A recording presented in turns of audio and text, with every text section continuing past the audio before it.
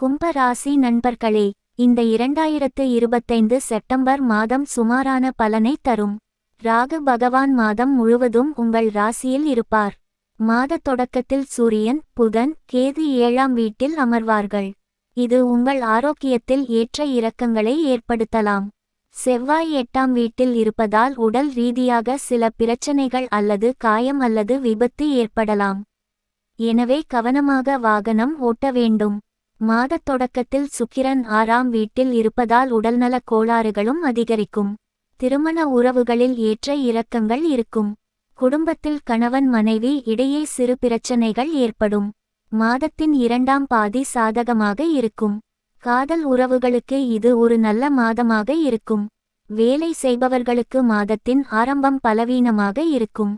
நீங்கள் வேலையில் சிக்கல்களை சந்திக்க நேரிடலாம்.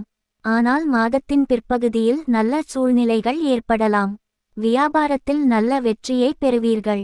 இருப்பினும் கொஞ்சம் எச்சரிக்கை தேவை. நிதி ரீதியாக இந்த மாதம் மிதமானதாக இருக்கும்.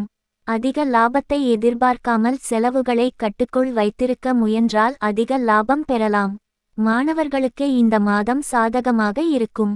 படிப்பை தொடரவும் அதில் நல்ல முடிவுகளை பெறவும் முடியும். தொழில் ரீதியாக இந்த மாதம் சராசரியாக இருக்கும். 10ஆம் வீட்டின் அதிபதி மாதத் தொடக்கத்தில் 8ஆம் வீட்டில் அமர்வதால் உங்களுக்கு வேலை செய்யும் இடத்தில் சில பிரச்சினைகள் ஏற்படலாம்.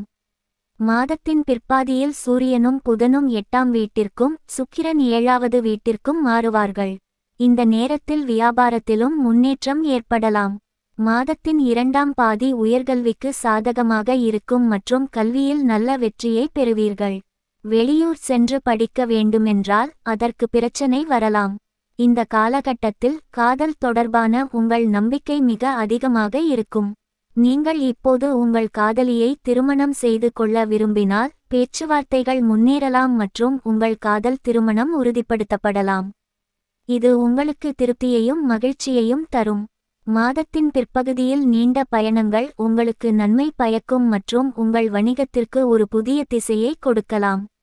இந்த பயணங்களால் பண ஆதாயமும் உண்டாகும். மாதத் தொடக்கத்தில் சூரியனும் புதனும் கேதுவுடன் 7ஆம் வீட்டில் அமர்வார்கள். ராகு உங்கள் ராசியிலேயே நிலைத்திருப்பார். சுக்கிரன் 6ஆம் வீட்டிலும் செவ்வாய் 8வது வீட்டிலும் இருப்பார்கள். இந்த நேரத்தில் உடல்நல குறைபாடுகள் அதிகரிக்கும். சனிக்கிழமையன்று ஸ்ரீ ஆஞ்சநேயரை வழிபட்டு வருக, நல்லதாக நடக்கும்.